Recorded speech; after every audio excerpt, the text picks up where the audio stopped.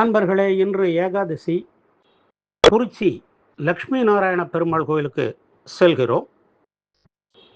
கும்பகோணத்திலிருந்து திருப்பனந்தாள் வழியாக பந்தநல்லூர் செல்லும் பேருந்து சாலையிலே இந்த குறிச்சி என்னும் ஊர் உள்ளது. அங்குதான் லக்ஷ்மி நாராயண பெருமாள் கோவில் உள்ளது. இத்தலம் ஆதியில் நெல்லிவனம், லக்ஷ்மிபுரம் என்று அழைக்கப்பட்டது. வசிஷ்டர், கௌதமர் போன்றோர் திருமாலை நோக்கி தவம் புரிந்து சீதா பிராட்டி சமேத கல்யாணராமரை திருமாலாக தரிசித்த தலம் இது. சூரியன் 7 நிறங்களும் இங்கு 7 தங்க நிற மந்தாரை கொக்குகளாக மாறி ராமஜபம் செய்து வழிபட்டனவாம். இன்றும் சப்தமியும் புனர்பூசமும் இணைந்து வரும் நாளிலே 7 கொக்குகளும் எல்லா முனிவர்களோடு இங்கு வந்து ராம ஜபம் செய்வதாக ஐதீகம். ஸ்ரீராமர் வானரர்களுக்கு தமது கரங்களால் காதணிகளை அணிவித்து அருள் புரிந்த தலம். எனவே இன்றும் குழந்தைகளுக்கு பெயர் வைத்தல், காது குத்துதல் போன்றவற்றை இங்கு நடத்துகிறார்கள். திருமாலின் அம்சமாக விளங்குகிற நெல்லிமரம் தோன்றியது இங்குதான் என்பது லக்ஷ்மிபுரம் ஆத்மியம் கூறும் வரலாறு. ஊரின் நடுவே கிழக்கு நோக்கி ஆலயம், 5 நிலை ராஜகோபுரம் உள்ளது. உயரிய மதில்களோடு 2 பெரிய பிரகாரங்களை கொண்ட ஆலயம். ராஜகோபுரம் தாண்டி உள்ளே சென்றால் மேற்கு நோக்கிய கருடாழ்வாரை தரிசிக்கலாம்.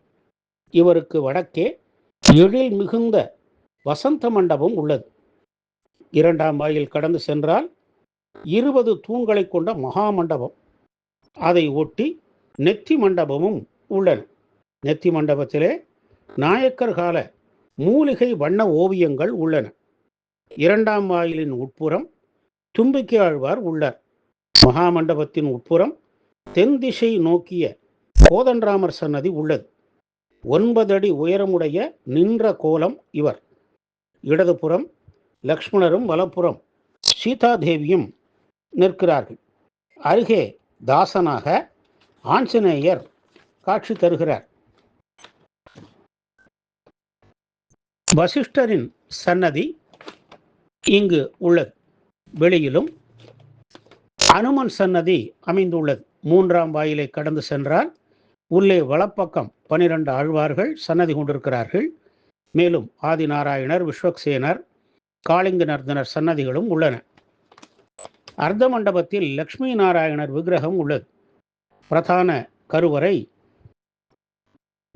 ஸ்ரீ லக்ஷ்மி தேவியை மடியில் அமர்த்தி கொண்டு அருள்மழை பொழிகிறார் லக்ஷ்மி நாராயணர். ஆலய தென்பாகத்திலே ஸ்ரீ புஷ்பகவல்லி தாயார் சன்னதி உள்ளது. பாமா ருக்மணியோடு வேணுகோபால சுவாமியும் ஆண்டாள் சன்னதியும் உள்ளன. 1200 ஆண்டுகள் பழமையான ஆலயம். அந்த கிணறும் இங்கே அமைந்துள்ளது. இந்த ஆலயத்திலே திருவிழாக்கள் நின்று போயிருக்கிறது. திருப்பணிகள் செய்ய வேண்டி உள்ளது. விஷ்ணுபதி புண்ணிய காலங்களாகிய வைகாசி, ஆவணி, கார்த்திகை, மாசி ஆகிய மாதப்பிறப்பு நாட்களிலே இந்த பெருமாளை வழிபடுவது மிக சிறப்பாகும்.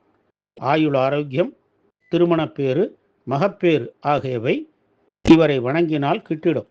அஷ்ட ஐஸ்வர்யங்களையும் அளிக்கும் குறிச்சி ஸ்ரீ லக்ஷ்மி நாராயணரை வழிபட்டு நல்லருள் பெறுவோமாக. ஓம் நமோ நாராயணாய.